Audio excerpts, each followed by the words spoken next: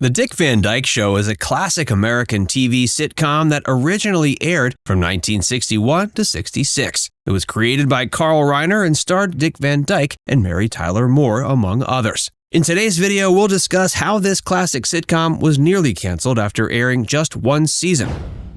Saved from the chopping block.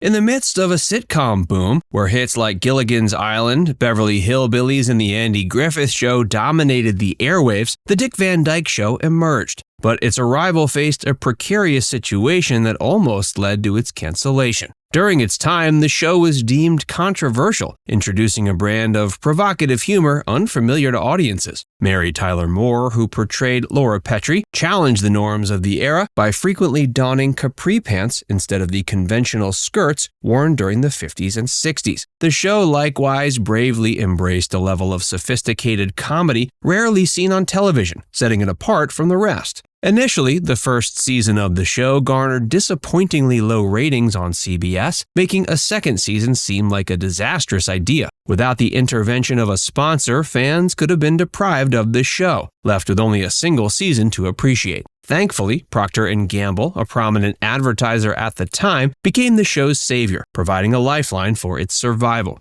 Executives from the company were ardent fans of the show and went to great lengths to ensure its continuation. They made a formidable threat to CBS, stating that if the network canceled the show, they would withdraw all their advertising support. So CBS kept the series around, knowing well the potential repercussions. To improve its chances, the show was moved to a new time slot, and fortunately, it flourished there. The change breathed new life into the Dick Van Dyke Show, enabling it to captivate audiences for several more award-winning seasons. Moore didn't back down.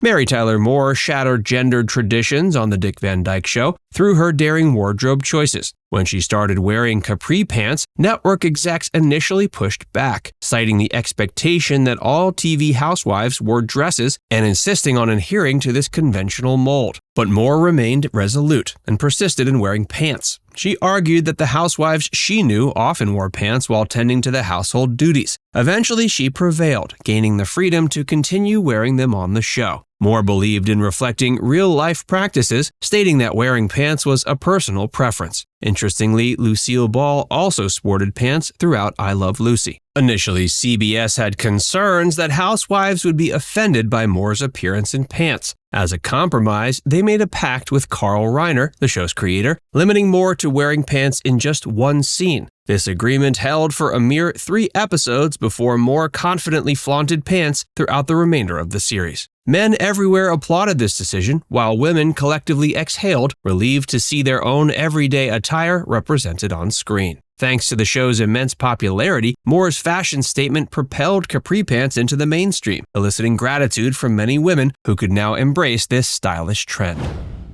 Reiner almost bailed. Come right over here and sit down, lean back, and relax. The storyline revolves around Rob Petrie suspecting a mix-up at the hospital after learning that another couple who had welcomed the birth of their child the same day bore a strikingly similar last name to his. Throughout the episode, Rob becomes increasingly convinced that there was a baby swap, raising questions about his own son, Richie's identity. The controversy surrounding the episode stemmed from the revelation of the other couple's race. As the story unfolds, Rob confronts the couple, and the audience is led to believe that the child in question is African American. This was a bold and daring move for TV at the time, as racial issues were considered highly sensitive and rarely addressed on mainstream shows. Carl Reiner was well aware of the potential backlash. He was uncertain how the audience would respond to the revelation and worried that the episode's comedic approach could be misunderstood or misinterpreted. In fact, he felt so strongly about the potential consequences that he threatened to quit the show if the joke didn't land well, and if the audience failed to demonstrate their open-heartedness. Despite his concerns, when the episode aired, it elicited a thunderous applause and uproarious laughter from the audience. The comedic twist of Rob's mistaken suspicions about the baby's race resulted in a positive response, indicating that the audience embraced the humor and understood the underlying message. It was a significant moment in television history as it challenged racial stereotypes and demonstrated the show's willingness to tackle controversial subjects with humor and sensitivity. Reiner's worries about the audience's reaction were assuaged by the overwhelmingly positive response. The last chapter.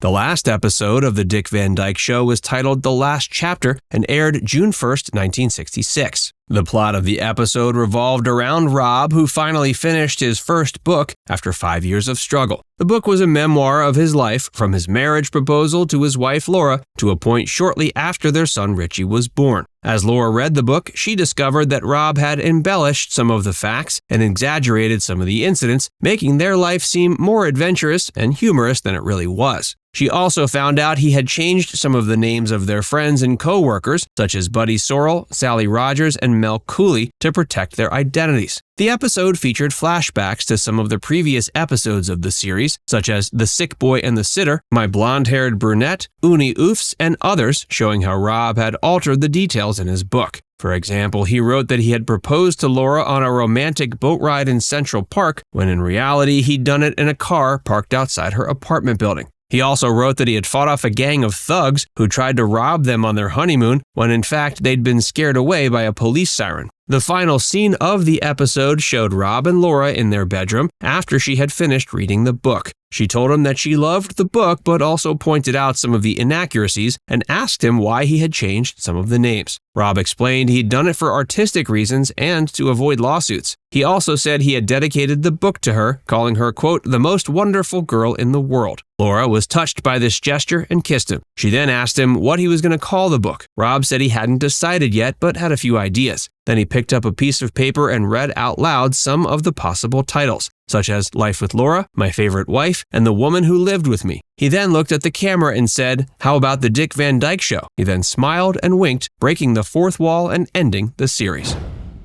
Not the end of the story. In 2004, fans of the show were treated to a rare reunion special. The Dick Van Dyke Show Revisited, which aired on CBS, featured most of the surviving cast, including Dick Van Dyke, Mary Tyler Moore, Rose Marie, Larry Matthews, and Carl Reiner. The only major cast member absent was Maury Amsterdam, who had died in 1996. His character, Buddy, was also said to have passed away in the special. The plot revolved around Alan Brady, the egotistical star of the fictional Alan Brady Show, who wanted Rob and Sally to write his eulogy before he died. He offered them a large sum of money, which tempted them, as they were both retired and struggling financially. Laura was supportive of the decision, as she wanted to open a dance studio. Their son Richie was also involved, as he had bought his parents' old house and found some of Rob's old scripts in the attic. The special featured flashbacks to some of the classic episodes, as well as some new revelations about the characters. It was hosted by Ray Romano, who introduced the show and interviewed some of the cast members as well. The special received mixed reviews from critics and fans, but it was nominated for a Primetime Emmy Award for Outstanding Variety, Music, or Comedy Special. Now it's time to hear from you. Who was your favorite character on The Dick Van Dyke Show? Which episode was your favorite? Let us know in the comments section below.